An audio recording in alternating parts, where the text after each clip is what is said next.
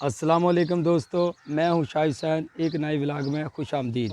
دوستو آج میں آپ کو ہمارے گاؤں میں کبوتروں کی بازی ہے، تو یہ ہمارے گاؤں کے سب سے بڑے شکاری حاکم خان پٹھان، تو آج اس کا مقابلہ ہے، یہ ہے پولی لاڑ کے ساتھ اس کا مقابلہ ہے آج، جو کہ فائنل مقابلہ ہے، آج کا سب سے سخت مقابلہ ہے۔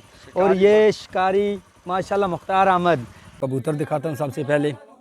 یہ ہے وہ جگہ جہاں پہ بازی ہے آج، یہ ہے کبوتر جس کی آج بازی ہے۔ ابھی ہم وہاں پہ جا رہے ہیں جہاں پہ بازی ہے، اور یہ میں عمران یہ میں عمران ہوں، میرا کبوتر جیتے گا انشاءاللہ۔ یہ دیکھیں ابھی ان کی لوگوں کی ڈیمانڈیں چیک کریں، کس کا کبوتر جیتے گا، کون جیتے گا۔ پالٹی اس کا جو مخالف پالٹی لگا لے، جیسے بھی لگائیں گے، ہماری تو کسی کے ساتھ مخالف نہیں ہے۔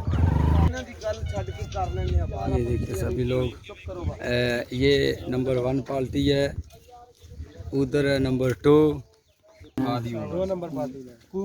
یہ ہے 7 والی پالٹی، پولی استاد۔ یہ دیکھیں یہ کبوتر ہے، یہ کبوتر ہے، ابھی ان کی سب کنفرم ہو گئی ہے۔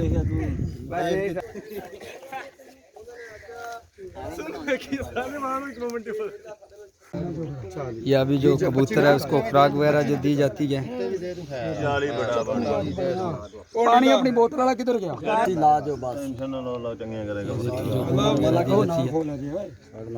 یہ استاد ملک صاحب ہے، ماشاءاللہ استاد چاند ہے جی، استاد چاند نے ہاں جی ویلکم کرنے ہیں جی، تانوں جیندے واسطے رہو۔ اے جی حاکم خان لالا چندا، اے جی ماشاءاللہ مختار احمد، ماشاءاللہ بچہ جی ہفتے اتوار والے دن ون ہویا تے بڑی لیمن نال ہویا، ٹھیک ہے جی، تو انشاءاللہ مڑ کے یہی چ ملنا ہے۔ استاد چاند جی تہاڈی کی رائے ہے اج دے بارے چ؟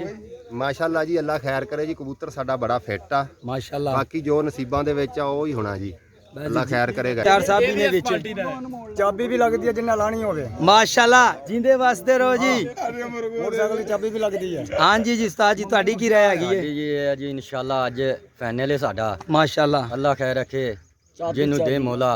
پہلے اسی انہاں نوں ون کر دتا 2-3 واری، بہت اچھی پارٹی سی، بھاری سی، صرف اسی غریب جے بندے 3 پاسے ایک سائڈ تے سی، پورا پنڈ ایک سائڈ تے سی۔ واہ واہ واہ، رب نے سانو اتنی طاقت دیتی ہے کہ اسی پورا پنڈ نوں ٹھا دتا جی، ماشاءاللہ۔ اج رب جنوں دے پٹھان، جاسین اوڈ، چاند کتی تھری آزا اور اپنا ملک ارون آباد دا استاد۔ Very good. اے جی پہلا کبوتر، پہلا کبوتر ماشاءاللہ اڑا دیا ہے، تو ابھی جو دوسرا کبوتر ہے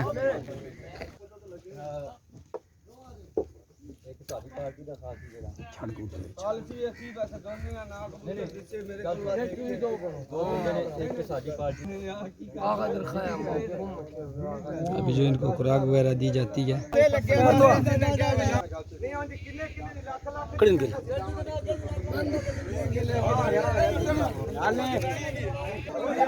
ابھی یہ سبھی جا رہے ہیں جہاں پہ کبوتر کا سٹے ہے بالکل۔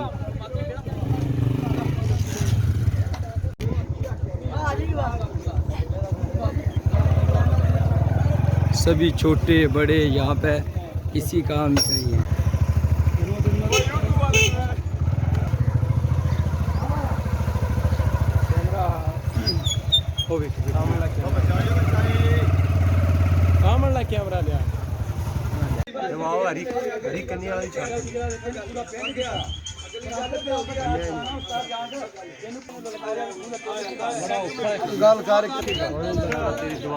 ਢੋਲ ਬੜਾ ਔਖਾ ਵੱਜੇਗਾ 10 11 ਵਜੇ ਲਵੀ ਮੁੱਦਾ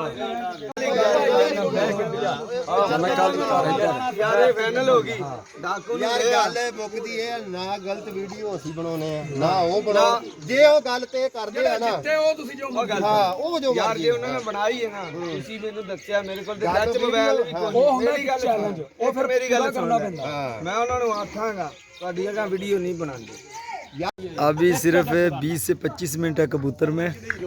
ये देखिए इनके हालात।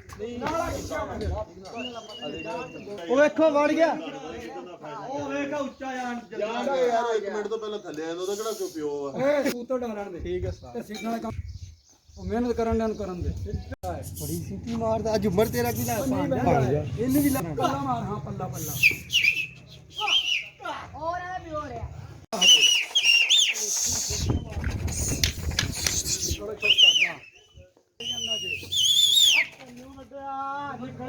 ਨਿਕਲ जा जो सुबह लगा रहा था ना मोटरसाइकिल की बाजी, अल्हम्दुलिल्लाह वो हार गया है। जी मनीर अहमद ते भट्टी साहब ते होर एक दो बंदे ने, उन्होंने भाई जित लिया माशाअल्लाह। ते हुण तुहानूं कबूतर विखावांगे किहड़ा कबूतर है जिहड़ा जित के जा रहा है।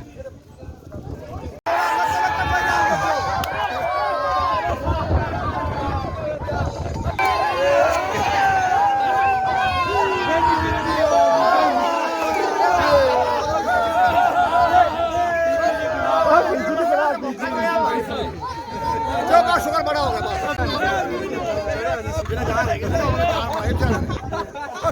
बस शुगर हो गया।